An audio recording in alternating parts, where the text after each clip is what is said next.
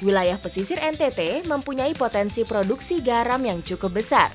Salah satu tambak garam tradisional yang cukup potensial berada di Kecamatan Biboki Anleo, Kabupaten Timor Tengah Utara.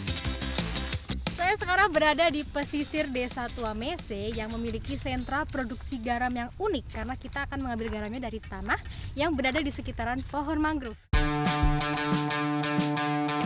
Jika sistem garam tambak langsung memanfaatkan air laut yang dijemur, petani garam di sini justru memanfaatkan bahan baku dari tanah pesisir.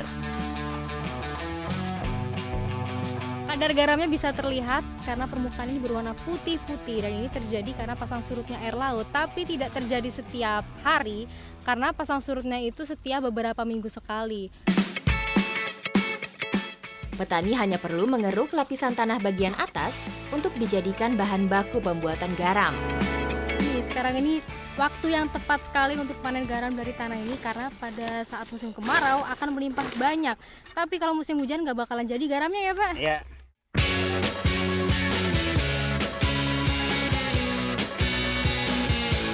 Untuk menjadi garam yang siap konsumsi, membutuhkan proses yang sangat panjang. Tanah ini bukan sembarang tanah karena di dalamnya sudah terdapat kadar garam dan untuk mengeluarkan kadar garam ini harus dimasukkan ke dalam wadah yang sudah dilapisi karung ini fungsinya sebagai penyaring dan harus nanti dicampur air ya Pak, Ya. nanti keluar semua itu air garamnya. Saya sekarang ambil dulu airnya ya Pak.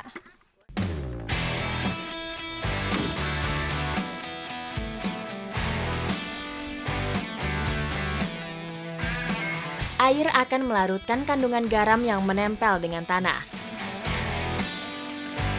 Tetes demi tetes larutan air garam ditampung ke dalam ember. Air inilah yang menjadi bahan utama untuk memasak garam. Setelah menjadi bahan baku cair terkumpul, selanjutnya masuk metode perebusan untuk menghasilkan kristal garam. Ini kita rebus airnya sampai benar-benar mendidih, nanti akan terbentuklah itu kristal-kristal garam akan menggumpal di sini. Proses perebusan menggunakan media khusus yang mempunyai permukaan yang datar dan lebar. Tujuannya untuk mempercepat proses penguapan air sehingga kristal-kristal garam cepat terbentuk. Perebusan air garam ini membutuhkan waktu yang cukup panjang. Saya sekarang mau ngecek garam yang sudah rebus di sana yang sudah hampir jadi. Pak, saya kesana dulu ya. Iya.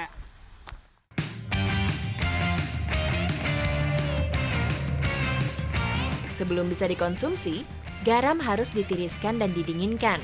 Cara ini dilakukan supaya kristal garam tidak mencair kembali. Setelah 6 jam garam ini direbus, jadinya seperti ini nih.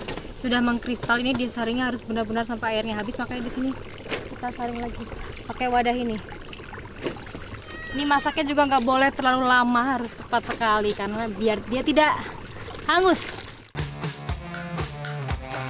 Garam rebus mempunyai tekstur yang lebih halus dibandingkan dengan garam yang dibuat melalui proses penguapan sinar matahari. Garam jenis ini umumnya dijadikan sebagai bumbu masakan. Ini dia garam yang sudah jadi dan hari ini saya merasakan sendiri ternyata membuat garam itu membutuhkan proses yang cukup panjang sehingga menjadi garam berkualitas yang bisa dimanfaatkan untuk berbagai masakan. Ikuti jejak saya, jejak petualang.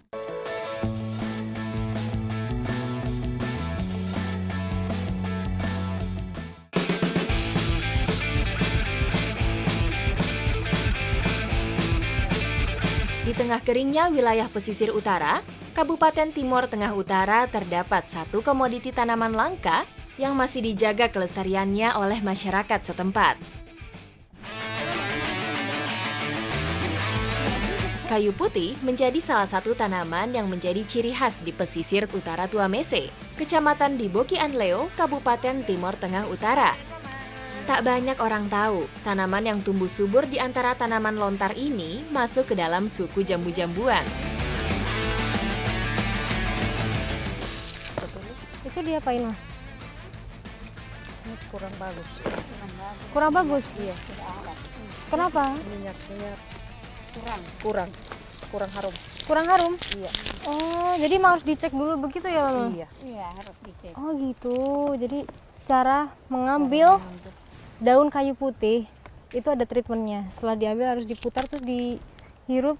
Oh iya sih, nggak begitu kuat. Jadi ini tidak bisa dijadikan minyak, Mama ya? Iya. Kita pindah? Iya. Bukan pohon ini berarti? Iya. Oh, Daun dengan kandungan minyak atsiri yang bagus bisa dideteksi dengan menghirup aroma daunnya.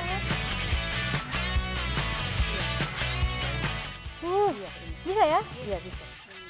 Harum sekali nih, beda sama yang tadi. Aromanya lebih kuat dan daunnya juga lebih terlihat lebih tidak terlalu kaku. Tanaman daerah tropis ini berumur panjang dan pertumbuhannya cepat. Pohon kayu putih termuda dapat dipanen pada umur 9 bulan. Dan di sini lahannya ini punya milik bersama, jadi semua bisa mengambil secukupnya. Untuk menjaga ketersediaan bahan baku, pemanenan daun dilakukan secara berkala dan bergantian dengan pengrajin minyak kayu putih lainnya. Pohon kayu putih ini memang salah satu jenis tanaman yang tumbuh subur di lahan kering seperti ini. Bahkan pada saat puncak musim kemarau masih tumbuh banyak, makanya di sini terlihat sekali banyak bisa kita panen. Tanaman kayu putih mempunyai tinggi pohon yang bervariasi, bahkan ada yang tingginya puluhan meter. Untuk menjangkau daun di batang yang tinggi, saya pun harus memanjat ke atas.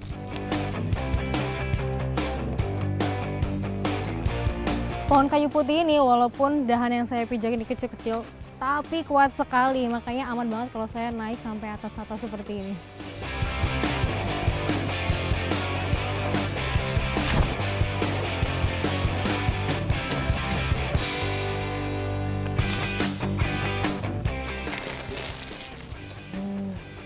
Nah, ini dia kulit kayu, pohon kayu putih. Nggak cuma daunnya aja yang bisa kita manfaatkan. Kulit kayunya ini bisa digunakan penutup tong pada saat kita masak karena dia tahan panas dan bisa mencegah airnya meluap. Kulit kayu putih terlihat berlapis-lapis seperti sobekan kertas yang melapisi seluruh batangnya.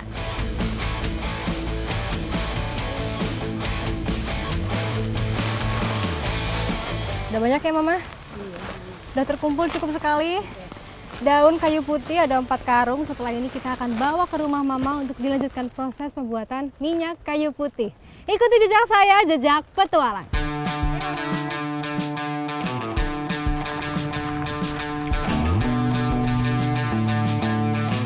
Tuamese mempunyai puluhan pengrajin minyak kayu putih yang penyulingannya masih menggunakan peralatan yang sederhana.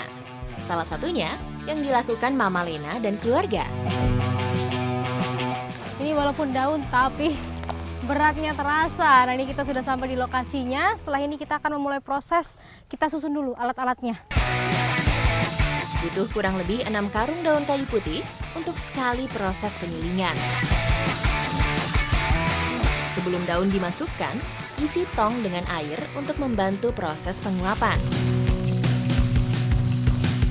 Kita masukkan daunnya sampai penuh. Memang harus seperti ini karena kan prosesnya panjang. Jadi kalau dikit-dikit sayang waktunya. Panjang, Mama ya. Iya, Mama. Mama naik sudah injak ini. Saya injak ini. Iya. Bukan Mama yang injak tapi saya yang injak. Tidak. Ini supaya apa? Supaya padat. Padat Ke lagi. bawah ya. Samping-samping. Samping-sampingnya padat. Iya, Saya harus tengah naik. jangan lagi. Oh, injak. Oh. Tengah jangan lagi. Pinggir-pinggir saja ya. Nah, pinggir. Maaf ya, Mama. Berdiri saja.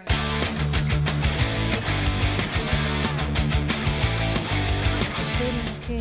Ini cara memadatkan daunnya harus diinjak-injak, tapi harus bagian sampingnya saja karena di tengah nanti akan ada rongga untuk menjadikan proses penguapan.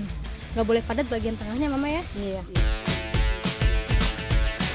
Tak hanya tong bagian bawah, penutup bagian atas juga harus diisi daun kayu putih. Penyulingan ini akan memisahkan zat kimia yang terkandung di dalam daun kayu putih.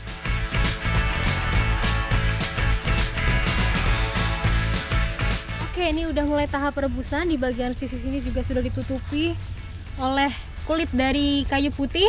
Karena nanti yang mau kita ambil adalah uapnya akan keluar dari kipas ini menuju sampai ke ujung sana. Dan nanti di sini akan dimasukkan air supaya nanti uapnya akan dingin.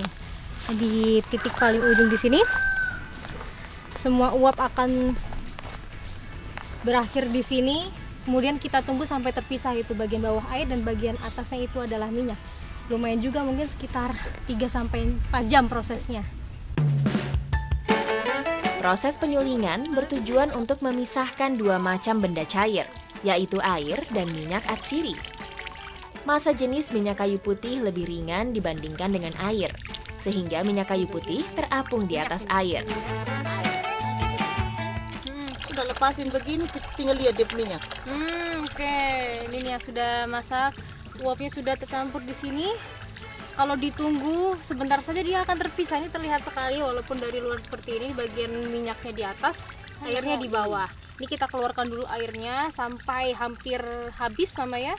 Kita masukkan ke dalam botol, nanti ada tahapan lagi untuk dipisahkan benar-benar dari airnya. Dalam satu kali proses penyulingan, akan menghasilkan setengah jerigen minyak kayu putih murni.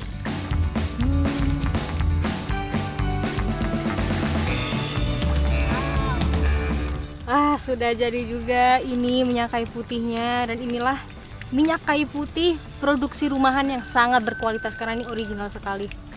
Sangat-sangat baik dan bagus. Jadi setelah ini kita langsung jual, Mama? Kita jual ke pasar ya? Iya. Oke. Boleh saya ikut, Mama ya?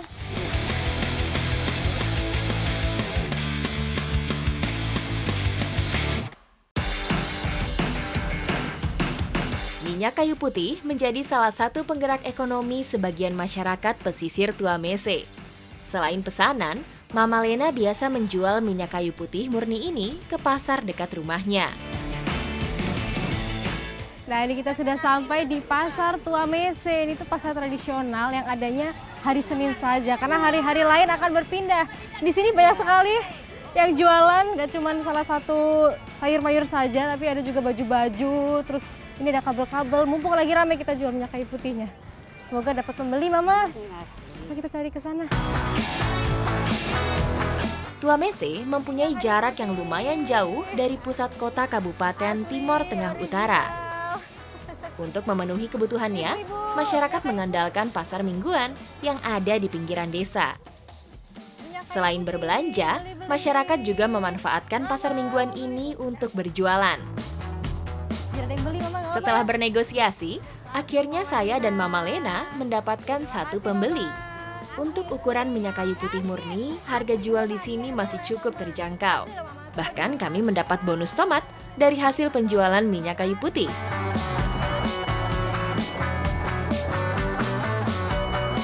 Untuk menghasilkan minyak kayu putih dengan kualitas bagus memang membutuhkan proses yang cukup panjang. Tapi kelelahan itu terbayarkan karena kita udah laku beberapa ya, Mama? Dua. Dan menjualnya di pasar tradisional yang hanya ada 1 minggu sekali. Ikuti jejak saya, jejak petualang.